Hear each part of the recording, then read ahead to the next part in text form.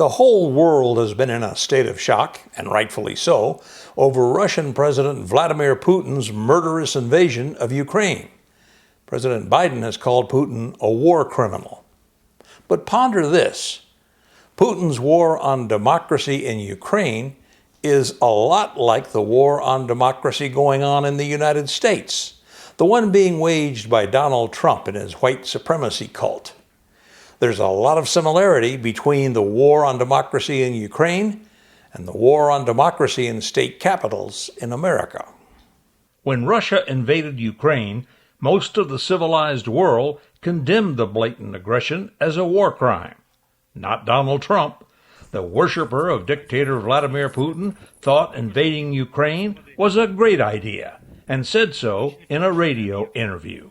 I said, this is genius. This is genius. Putin declares a big portion of Ukraine. Putin declares it as independent. Oh, that's wonderful. Oh, that's wonderful. So Putin is now saying it's independent, a large section of Ukraine.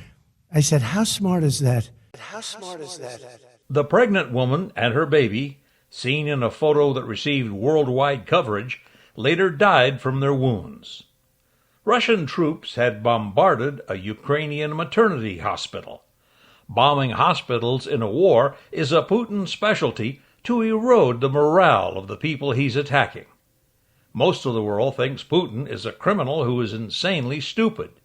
But that's what many people think of Donald Trump, too. Habitual lying is something both men have in common. Putin and Trump have lied their way through life. For Putin, Ukraine is a surrogate for Western democracy, which he despises. Fear of democracy is something Putin and Trump have in common, and each has been working relentlessly to destroy it.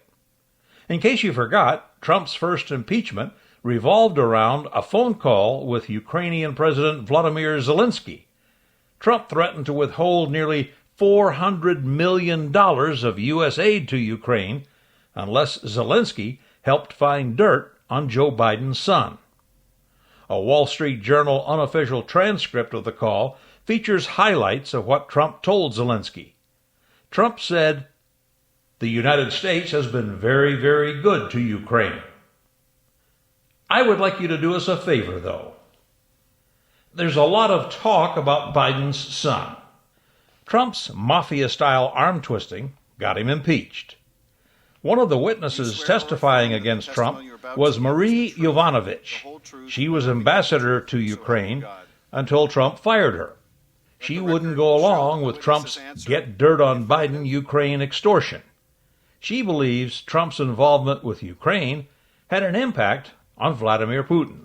Well, I think it emboldened Putin because he could see that in the mind of the former president, Ukraine was just a pawn, and he was willing to use it to promote his own personal and political interests rather than the national good, our national security interests. I think this emboldened not just Putin, but bad actors around the world. Many Senate Republicans knew Trump was guilty of impeachable offenses, but they put political power over principle and successfully fought the impeachment, claiming it was partisan. Trump worships Putin so much, many people regard him as the dictator's lapdog. Many have wondered if Trump is a Russian agent. Intelligence experts doubt it, but Trump is known in the Russian intelligence community as a useful idiot, a well-placed fool who can be manipulated by Russia. Putin and Trump are a dictator and a dictator wannabe, respectively. Both want to be emperor. Which one would be the supreme emperor of planet Earth is unclear. Putin justified the invasion of Ukraine, a free and democratic country, based on a big lie. Putin falsely claimed ethnic Russians living in Ukraine are being murdered in a program of genocide. Putin's invasion of Ukraine is more like genocide. His naked aggression has murdered thousands. We don't know how many Russians believe him. Democracy in Ukraine is a beacon for the East European states that used to be part of the Soviet bloc. It's a threat to Putin's dream of a new Russian empire. He hates NATO because it's a military threat to his craving to conquer. Ironically, Putin's invasion of Ukraine has pumped new life into the NATO alliance and European democracy overall. For his part, Trump hates the rule of law and believes rules don't apply to him. Trump has been steadily eroding democracy in America with his big lie that the 2020 presidential election was stolen from him through massive voter fraud. Trump started his big lie even before he was elected over Hillary Clinton in 2016. I say it's rigged. Trump's Putin-like big lie against free and fair democratic elections continued before and after he lost the 2020 election. This is going to be a fraud like you've never seen. They rigged the election, and now, based on the rigged election, they're destroying our country. Major investigations in multiple states found no evidence to support Trump's lie. But like his pal Putin, democracy is a threat to Trump, so he is trying to get rid of it. Vladimir Putin has spent his life brooding about Russia's days as an empire. Putin is consumed by a desire to return to the gilded glory of the bygone era when Russia was a mighty ruling nation. Donald Trump and his cult are consumed by a desire to return the United States to the white male supremacy of the 1950s, to the days when women knew their place, when minorities, most of them anyway, knew where to sit on the bus, when white men were the lords and masters of politics, the economy, religion, the culture, and especially their own homes. Trump is aided and abetted in his mission to destroy democracy in America by what Wyoming Representative Liz Cheney calls the Putin Wing of the GOP. An example is Mike Pompeo, who was the CIA director and Secretary of State under Trump. Pompeo is a Putin fan. Very shrewd, very capable. I have enormous respect for him. This is Nick Fuentes, a white supremacist organizer of the America First Political Action Committee. He spoke recently to a conference of fellow American white supremacists. Can we give a round of applause for Russia? Yes.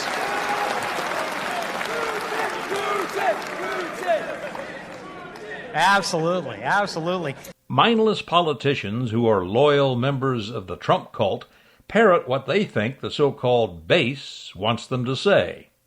Here's Republican Congressman Madison Cawthorn of North Carolina supporting Putin by bashing Ukrainian President Vladimir Zelensky and Ukraine's democracy. Remember that Zelensky is a thug. Remember the Ukrainian government is incredibly corrupt and it is incredibly evil. As the Lincoln Project notes, Russian state TV has played that Cawthorn soundbite over and over and over. In the media, a dual-duty stooge for Trump and Putin is Tucker Carlson of Fox, whose nightly scripts sound like they were written by a staff of propaganda hacks in the Kremlin. Russia is bad. Hating Putin has become the central purpose of America's foreign policy. It's the main thing that we talk about. Why do I hate Putin so much? Has Putin ever called me a racist? Pledge allegiance to Ukraine or else you're a dangerous tool of Vladimir Putin. Many of Carlson's critics believe he is a dangerous tool of Vladimir Putin and Donald Trump. In Russia, Putin has ordered state-run television to replay Carlson's show frequently. Trump's Make America White Again parrots are working hard in every state to get elected as governors, state legislators, secretaries of state, county clerks, county commissioners, city councils, school boards, anywhere they can eliminate democracy and promote white rule of everything in America. The Democrats have slept while Trump's Republicans work at destroying democracy. In political fights in recent years, Democrats have preferred to bring lace handkerchiefs while Republicans come armed with knives and combat guns. A liberal group calling itself Really American has finally fought back against the Republican war on America's democracy with a video called Party of Treason. It was viewed over 1 million times the first couple of days it was on Twitter. On July 4th, 2018, after the Senate Intelligence Committee confirmed that Russia interfered in the 2016 election, 8 Republicans were at the Kremlin doing a photo op with high-ranking members of Vladimir Putin's regime. And after Putin illegally invaded Ukraine and started shelling cities full of civilians, Ron Johnson went on Fox News to blame President Biden. I don't think Vladimir Putin would have moved on Ukraine were it not for the weakness displayed certainly by the Biden administration. America, vote out Russia's Republican allies in 2022. What Liz Cheney calls the Putin Wing of the GOP makes up about 6% of the American population, according to pollsters. 6% is a small percentage, you say? Well, it is until you convert it to raw numbers. There are about 329 million Americans. 6% comes out to about 20 million democracy-hating American traitors. That's why it's vital that you vote in November against any democracy-hating Trumper on the ballot, right down to your local school board, especially your local school board. I'm Vince Wade.